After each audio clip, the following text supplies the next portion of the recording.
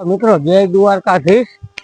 આપને જો આ ચરણ અહીંયા છે ને થોડુંક હેઠું પડે છે, થોડીક મારા ભાઈ થોડીક ધ્યાન દઈ દો ને તો આ ઓટો એક અહીંયા ખાલી થઈ જાય ને, અને આ જો ચણ આ રીતે બધું આપણે હેઠું નાખવું પડે છે। તો અને હા મિત્રો, હવે એક આપણી નવીન વાત એ છે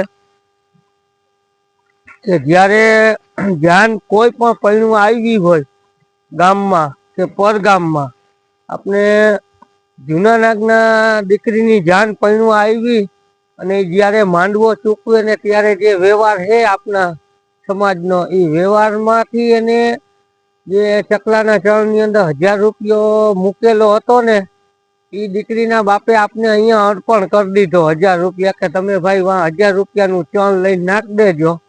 તો બરાબર, આપણે ચણ તો અત્યારે પુષ્કળ હતું, તો આપણે એ પૈસા આવ્યા તો જુઓ થોડોક મોટરમાં આપણે લાભ દીધો, કારણ કે આપણે મોટર લીધી હતી, એમાં આપણે ઘટ્યા હતા કે 1000 રૂપિયા આપણે એમાં કામ લઈ લીધો છે।